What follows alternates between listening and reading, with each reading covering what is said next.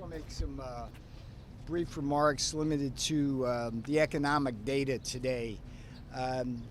This was the best negative print, as they say in the trade, for GDP I have ever seen in my life. It really should be very positive news for America. The way you calculate the gross domestic product is it's four drivers of GDP. It's consumption, investment, government spending, and what's called net exports. And when you have more imports than exports, you have a drag downward on the GDP. So you have to kind of calculate across the four components.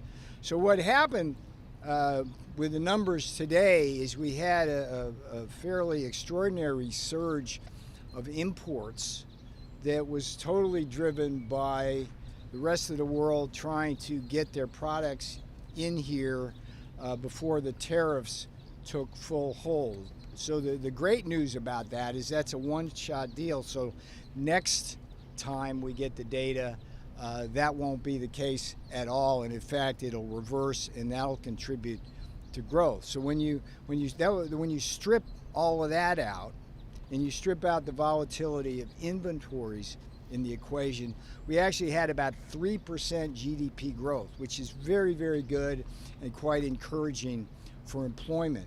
With respect to how these numbers were driven by Trump economic policy, we have a number of things going. We have, first of all, the tariffs themselves, which are driving a tremendous amount of domestic investment in. We have the increasing certainty. It's now a high probability, but the increasing certainty that we're going to pass a tax bill very quickly, which will allow for the 100% of expensing, not just of equipment, but also of buildings when you manufacture here in America. So that stimulates investment because it's going to be retroactive to the first of the year. So we're seeing that. And we've already had $5 trillion in pledges. So all this is coming in. And the data point, which was extraordinary, was I think it's a 22% increase, 22% increase in domestic investment. I mean, that is like huge, literally off the charts. You never see anything like that.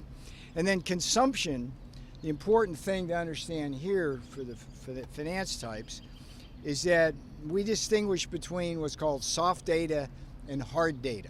So we've seen amidst the media barrage against the Trump tariffs and warnings and all of that, a slight deterioration of consumer sentiment and to a certain extent business sentiment. That's what we call soft data. But when you look at the hard data, all we're seeing is good, strong news. So the idea that there's a recession coming